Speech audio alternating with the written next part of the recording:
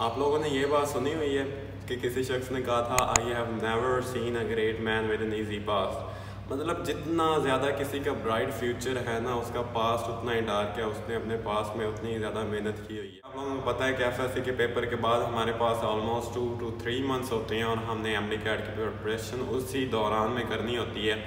तो आज की इस वीडियो में हम लोग ये जानेंगे कि अगर हमारे पास 2 महीने रह गए हैं एफएससी के पेपर्स के बाद और फ्रेशर्स हैं और आप रिपीटर्स भी हैं चाहे जो हैं, और अगर आप लोगों ने उन 2 मंथ्स के अंदर अपनी प्रिपरेशन करनी है तो आप लोगों का माइंडसेट कैसा होना चाहिए स्पेशली उस दौरान, और आप लोगों का टाइम टेबल कैसा होना चाहिए, आप लोगों की स्टडी रूटीन कैसी होनी चाहिए, और आप लोगों ने कौन सी प्रैक्टिस बुक्स और कौन सी चीज़ें फॉलो करनी है, कैसे सारी चीज़ों को लेके चलना है, रिवीजन्स कैसे करनी है, ये वाली सारी बातें हम लोग जानेंगे।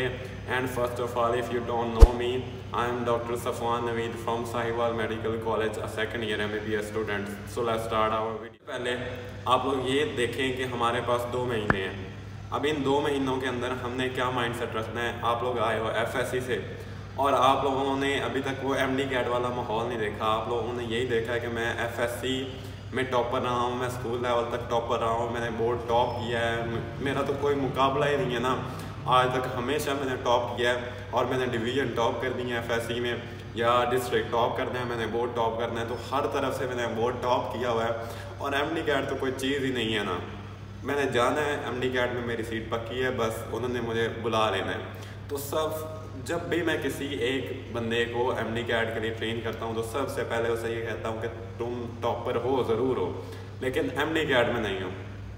अगर तुम एमडी कैट में आए हो ना तो सबसे पहले ये बात अपने माइंड में बिठा लो कि अगर तुम टॉपर हो ना तो सारे लोग जिन लोगों से आप लोग कम्पीट करने जा रहे हो वो पाकिस्तान के सारे टॉपर्स हैं और उन टॉपर्स में से आप लोगों को सिलेक्ट होना है, ठीक है। तो ये एक बहुत ही टफ कंपटीशन होने वाला है। तो सबसे पहले अपने आप को रिलैक्स नहीं करना, ये नहीं करना कि हाँ मैंने तो पढ़ लिया, मुझे कोई ज़रूरत नहीं है। जस्ट आप लोगों ने ज़ीरो से स्टार्ट करना है और आप लोगों ने उस वक्त तक नहीं रुकना और उस वक्त तक आप लोगों ने रिलैक्स नहीं होना जब तक मेडिकल कॉलेज की सिलेक्शन लिस्ट लगी हो और उसके ऊपर आपका नाम ना आया हो कि आपका फ़लाँ मेडिकल कॉलेज में एडमिशन हो गया है। तब तक आप लोगों ने ये नहीं समझना कि हाँ चिल सीट है। सबसे पहले ये वाला माइंडसेट होता है, ठीक है। उसके बाद हम लोग सपोज करते हैं कि हमारे पास 2 महीने, और इन 2 महीनों को हम लोगों ने कैसे डिवाइड करना है, कैसे इनमें रिवीजन्स करनी है, कैसे अपना एमडी कैट की प्रिपरेशन करनी है। तो अगर आप लोगों का अपना कोई टाइम टेबल आप लोगों ने बनाया हुआ है तो उसे फॉलो करो। अगर you don't have the strategy, और अगर आप लोगों के पास टाइम टेबल नहीं है उसका, और आप लोगों को नहीं पता कि कैसे टाइम टेबल बनाना है, या आप लोगों का कोई स्ट्रेटजी नहीं है, तो आप लोग ये वाली रूटीन फॉलो कर सकते हो। सबसे पहले एमडी कैट हम लास्ट से ले चलते हैं। इन 2 महीनों को हम लोग लास्ट से देखते हैं। एमडी कैट से 1 हफ्ता पहले, ये लास्ट वीक बहुत इंपॉर्टेंट होता है, इसको हम लोगों ने कर लिया सेपरेट। इस 1 वीक से पहले वाले 15 दिन वो सेपरेट होते हैं, उनका अलग एक टाइम टेबल होता है, उनकी अलग एक रूटीन होती है। और इन 15 और 5, 7, 21 दिनों के बाद जो बाकी 40 दिन बचते हैं ना, उनकी अलग से एक प्रिपरेशन होती है, उनका अलग से एक टाइम टेबल होता है। तो हम लोगों ने इन 2 महीनों को मतलब 60 डेज़ को हम लोगों ने 3 फेजेस में डिवाइड कर लिया। पहले वाले 30-35 दिन या 40 दिन वो, उसके बाद अगले 2 वीक, और उसके बाद एमडी कैट का लास्ट वीक। इस तरीके से हम लोगों ने इन्हें डिवाइड किया। अब ये देखो कि हम लोगों ने सब्जेक्ट्स हमारे पास होते हैं फिजिक्स, केमिस्ट्री, बायो मेन, और उसके बाद इंग्लिश या टॉपिक्स हैं उसके। लॉजिकल रीजनिंग आप लोगों का लास्ट वीक में ही हो जाएगा वो चाहे आप लोग मेरे लेक्चर्स ले लेना, ठीक है, वो तो 1 घंटे में हो जाएगा कवर। लेकिन हम लोग मेन फोकस करते हैं बायोलॉजी, केमिस्ट्री और फिज़िक्स के ऊपर, और इंग्लिश का एक टॉपिक। ये देखें कि बायोलॉजी और फिज़िक्स के चैप्टर्स ऑलमोस्ट 13 से 14 इतने एक चैप्टर्स हैं, और केमिस्ट्री के थोड़े से ज़्यादा हैं, वो 19 एक बन जाते हैं, 19 चैप्टर बन जाते हैं। तो आप लोगों ने क्या करना है, आप लोगों ने ये जो पहले वाला हम लोगों ने पहला फेज़ बनाया है 30 से 35 दिनों का, इन दिनों में आप लोगों ने क्या करना है। हालांकि आप लोगों ने पढ़ा हुआ है उनको, उन सारे चैप्टर्स को एफएससी के दौरान, लेकिन एमडी कैट में जब आप लोग आते हो ना तो उसमें कंसेप्ट्स डिफरेंट होते हैं, उसमें कुछ एक्स्ट्रा टिप्स होती हैं, उसमें कुछ शॉर्टकट्स होते हैं, उसमें कुछ इंपॉर्टेंट इन्फॉर्मेशन होती है जो आपको सिर्फ एमडी कैट के दौरान ही बतानी होती है, और वो आप लोगों ने एमडी कैट में अप्लाई करनी होती है। तो उसके लिए लेक्चर्स आप लोगों को एमडी कैट का स्पेशली लेना ज़रूरी है, ठीक है। तो आप लोगों ने क्या करना है, पहले दिन आप लोगों ने क्या करना है, एक चैप्टर फिजिक्स का, एक चैप्टर केमिस्ट्री का, एक चैप्टर बायोलॉजी का, उसके आप लोगों ने लेने हैं लेक्चर्स, और लेक्चर्स लेने के बाद आप लोगों ने उनको एक बुक से रीड देनी है, ठीक है, ये पहले वाले दिन में होता है। अब ये आप लोगों पर डिपेंड करता है। जो रिपीटर्स होते हैं उनके लिए तो टाइम बहुत ज़्यादा होता है, उन्होंने 2-3 दिन भी लगा सकते हैं इस चीज़ के ऊपर थॉरोली करने के लिए। लेकिन अगर आप लोग फ्रेशर हो तो आप लोगों ने ऐसे करना है, पहले दिन के अंदर आप लोगों ने एक चैप्टर के लेक्चर्स लेने हैं और साथ में उनको बुक्स से पढ़ना है। लेकिन आप लोगों का मसला इस दफ़ा ये है कि इस दफ़ा अगर नेशनल MD-CAT होगा और अगर ना भी हो तो आप लोगों को पूरे पाकिस्तान की बुक्स पढ़नी चाहिए और उनसे कुछ पॉइंट्स आते होते हैं, ठीक है, उनकी शॉर्ट लिस्टिंग। आगे मैं उनका सलूशन बताता हूँ आप लोगों को। पहले दिन आप लोगों ने क्या किया, उनके लेक्चर्स लिए और उनकी बुक रीडिंग की, ठीक है, ये पहला दिन हमारा हो गया फेज़ 1 का। अब दूसरे दिन आप लोगों ने क्या करना है, वही चैप्टर्स जो आप लोगों ने किए थे उनकी प्रैक्टिस करनी है, ठीक है, उनके MCQ प्रैक्टिस करनी है।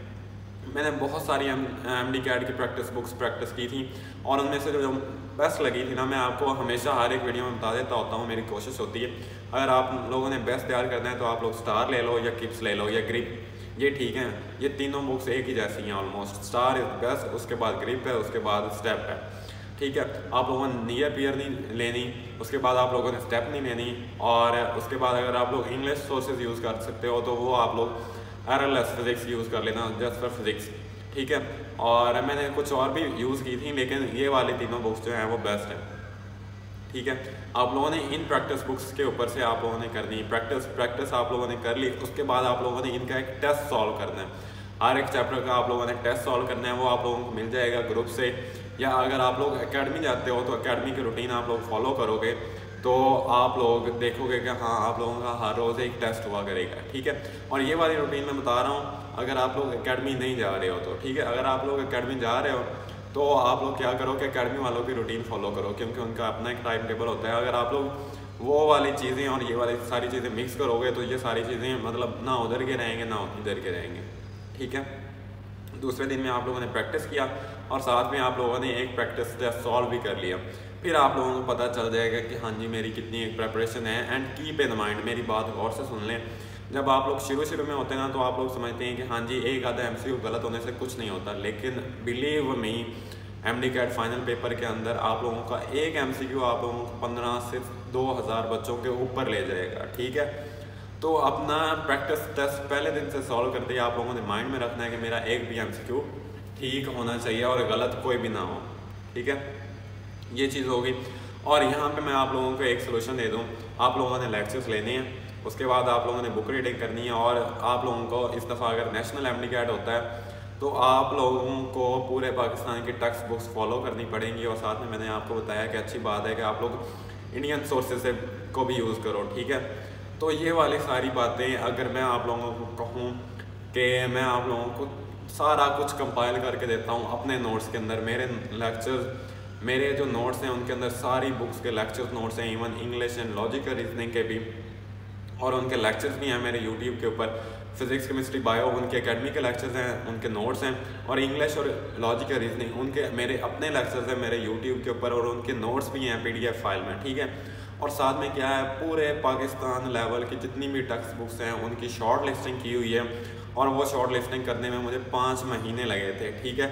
और साथ में जो इंडियन सोर्सेज हैं, मैंने एहसान सब्जेक्टिव पढ़ा, मैंने फिज़िक्स वाला के लेक्चर्स लिए, 8-8 घंटे के वो लेक्चर्स हैं, और RLS फिज़िक्स पढ़ी, मुझे एक दिन लगता होता था। एक दिन में उनके पूरे एक दिन में मैं सिर्फ उनके 60 से 70 MCQ सॉल्व किया करता था, और इमेजिन करो मैंने वो बुक सॉल्व की हुई है और उसके अंदर से जो इम्पॉर्टेंट पॉइंट्स हैं वो ढूंढ के रखे हुए हैं। तो फिज़िक्स का लोगों को बहुत मसला होता है, इवन हर एक चीज़ जो आप लोगों को चाहिए वो आप लोगों को कंपाइल की हुई मिलेगी, सारे नोट्स मिलेंगे आप लोगों को, 10 PDF बनती हैं, और वो आप लोगों को मिलेंगी 2000 रुपीज़ में, आप लोग परचेज़ कर सकते हो। मेरा WhatsApp नंबर आप लोगों को शो हो रहा होगा, लेकिन अगर फर्स्ट 50 स्टूडेंट जो हैं मैं उनको स्पेशल 10% डिस्काउंट दूंगा, ठीक है।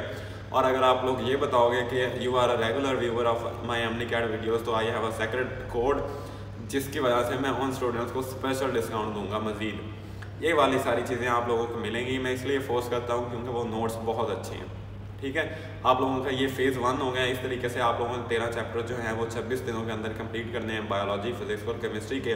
बाकी जो दिन है उसके अंदर आप लोगों ने केमिस्ट्री के बाकी चैप्टर जो रहते हैं वो करने हैं। और अगर आप लोगों को से इंग्लिश जो है वो एक साथ नहीं होती है, एक टॉपिक, तो आप लोगों ने क्या करना है, सिर्फ मेरे लेक्चर्स लेने हैं और वो इतने शॉर्ट लेक्चर्स हैं, 5-5 मिनट का एक लेक्चर है और वो 5-5 मिनट आप लोगों को 5-5 महीनों के एकेडमी से ज़्यादा इंपॉर्टेंट है और वो ज़्यादा इन्फॉर्मेशन उनमें दी हुई है, ठीक है। और साथ में आप लोगों को नोट्स भी मिल जाएंगे। तो वो 5-5 मिनट के अगर आप लोग लेक्चर चाहे रोज़ लेते रहो, चाहे एट द एंड आप लोग सारे इकट्ठे ले लेना, ठीक है। और लॉजिकल रीजनिंग तो 1 घंटे के अंदर आप लोगों का पूरा कोर्स वो कवर हो जाएगा उन लेक्चर्स के अंदर से, ठीक है। ये फेज़ 1 हो गया। आप लोगों ने केमिस्ट्री भी कर ली और इसके एंड पे आप लोगों ने 1-2 FLPs मतलब फुल लेंथ पेपर आप लोगों ने सॉल्व करने हैं। और जब मैं फ्रेशर था तो मेरी सबसे बड़ी गलती यही थी कि मैंने FLP सॉल्व नहीं किया था। तो FLP आप लोगों ने ऐसे सॉल्व करना है कि आप लोगों ने एक टाइम लिमिट लगानी है, अपनी स्टॉप वॉच पास रखनी है और आपने पूरा वो स्ट्रेस फील करनी है कि you are sitting in examination hall of MD-CAT और आप लोगों ने फील करना है कि मेरे ऊपर वो सारी स्ट्रेस है और आप लोगों ने उसी स्ट्रेस के अंदर आप लोगों ने पेपर सॉल्व करने हैं और with in the time limit solve करने हैं। और फिर आप लोगों ने देखना है कि कितने नंबर आप लोगों के आते हैं। 1-2 FLPs आप लोगों ने सॉल्व किए और इस तरीके से हमारा फेज़ 1 हो गया कंप्लीट। फेज़ 2 के अंदर हम लोगों ने रखे हुए थे 15 दिन।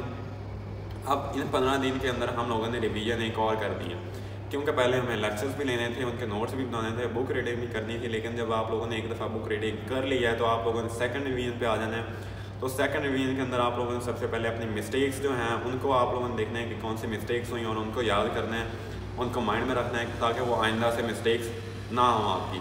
और आप लोगों ने सारी रिवीजन करनी है इन 15 दिनों के अंदर। और थर्ड फेज़ के अंदर हम लोगों ने रखा हुआ था MD-CAT का लास्ट वीक और it's the most important period, यकीन करो। इसको आप लोगों ने क्या करना है, अच्छे तरीके से यूटिलाइज़ करना है। इसके अंदर FLP सॉल्व करने हैं, इसके अंदर आप लोगों ने अपनी मिस्टेक्स रिवाइज़ करनी है कि हाँ कौन सी मिस्टेक्स मैंने की हैं और इस दफ़ा नहीं करनी। और आप लोगों ने इस दौरान आप 2 दिन दे सकते हो फिज़िक्स को, 2 दिन केमिस्ट्री को, 2 दिन बायोलॉजी को और 1 दिन आप लोग इंग्लिश और लॉजिकल रीजनिंग को दे सकते हो, ठीक है। इस तरीके से आप लोगों ने रिवाइज़ करना है अपना पूरा सिलेबस। और लोग अक्सर पूछते हैं ना कि रिवीजन कितनी की जा सकती है, तो रिवीजन MD-CAT के लिए जितनी ज़्यादा की जाए उतनी कम है। और मैं आप लोगों को बताऊँ कि यू विल नॉट बिलीव, पता नहीं मैंने कितनी रिवीजन्स की, मुझे गिनती नहीं है मैंने अपने रिपीटिंग ईयर में मैंने कितनी ज़्यादा रिवीजन्स की और इतना पढ़ा। यार सबसे पहले मैंने आप लोगों को बताया था कि आप लोगों ने पढ़ना बहुत ज़्यादा है, आप लोगों को बहुत ज़्यादा मेहनत करनी है और उस वक्त तक नहीं रुकना जब तक आप लोगों का सिलेक्शन लिस्ट के ऊपर नाम ना आ जाए। तो ये वाली सारी स्ट्रेटजीज़ हैं।